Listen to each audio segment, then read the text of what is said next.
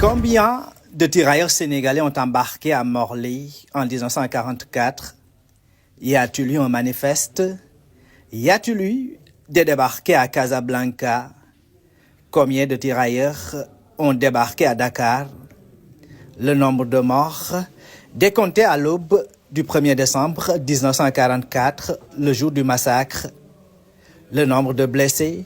Quels sont les territoires de provenance des tirailleurs? Autant de questions dont les réponses sont indispensables à la manifestation de la vérité dans cet épisode de Thiaroye 44. Pour la manifestation de la vérité, une mission a ainsi été dépêchée en France.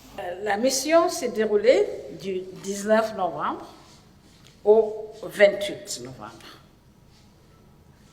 Nous avons fait des recherches au niveau des archives militaires, le service historique de la Défense à Vincennes. Nous avons fait des recherches aussi à Nantes, aux archives de la mission.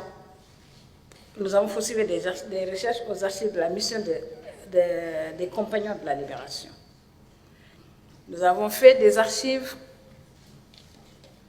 recherches plutôt aux archives nationales d'outre-mer, à Aix-en-Provence.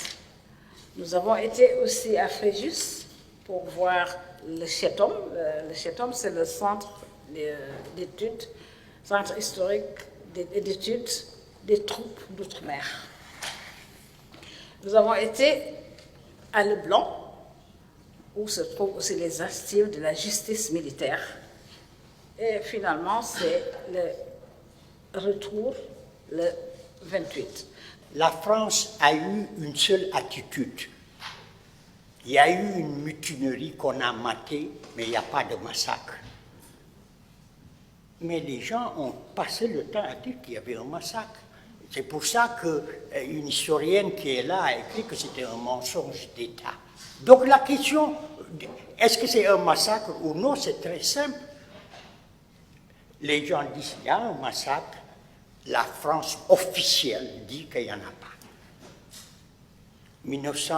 2014, Hollande vient ici et parle effectivement de répression sanglante, mais ne parle pas de massacre.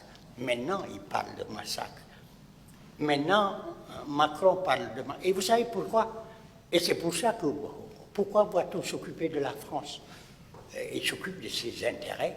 Quand il a fallu parler de massacre, ils ont dit non. Maintenant, ils se rendent compte sous la pression, et c'est ça, qu'ils n'ont pas le choix. Et c'est pour ça que l'attitude sénégalaise, elle est très simple. Nous, on ne dit pas qu'on est contre ou pour la France. On dit on veut savoir, on va se donner les moyens de savoir, et on va en parler, c'est tout. Cette mission, certes assez courte, mais ô combien prestigieuse, puisqu'elle a permis d'avoir des résultats probants sur la tragédie de Thiaroye 44. Nous avons eu aussi, par exemple, des actes de décès de tirailleurs fournis. En explorant les registres de décès de Dakar de 1945, nous avons relevé beaucoup d'actes de décès de tirailleurs. Et je pense qu'un regard approfondi et des vérifications sont à faire sur ces actes. La délégation aussi s'est intéressée aux journaux de l'époque, à des fonds iconographiques. Et les journaux tels que le Télégramme, l'Aurore ont rapporté des scènes de vie et la trajectoire des prisonniers africains. Ces témoignages ont permis d'ajouter un vécu dramatique aux milliers de soldats, pour la plupart qui n'étaient pas encore identifiés. Certaines sources iconographiques ont permis de mettre un visage à certains prisonniers de guerre, parce que jusque-là, vous voyez même sur l'affiche là, c'est de l'ombre, c'est des ombres. On n'a pas de visage. Certaines sources iconographiques trouvées ont permis de mettre un visage à certains prisonniers de guerre. Mais la mission a appréhendé aussi des trous dans les archives, ces trous qui expliquent les zones d'ombre sur la question de Thiaroye. Quand nous sommes arrivés, on nous a présenté les actes de décès de 1944. Déjà, ils étaient au nombre de 44 décès. Mais nous nous sommes dit, un événement de cette nature, avec la gravité des faits, les conséquences devaient nécessairement aller au-delà de 1944. Et nous avons demandé les registres de 1945. C'est au niveau de ces registres que nous avons trouvé beaucoup d'actes de décès. Alors, on est pour le moment prudent, parce qu'il faut faire des recoupements, il faut faire un tri pour voir les décès qui sont directement liés à l'événement, parce que ce sont des conséquences directes du massacre de Thiaroye. On ne peut pas donner pour le moment un chiffre exact, un chiffre précis, mais on doit dire que le nombre de décès va bien au-delà de ce qui a été jusqu'ici annoncé. Et nous en avons des éléments pour l'attester. Dépôt de gerbes de fleurs au cimetière militaire de Thiaroye.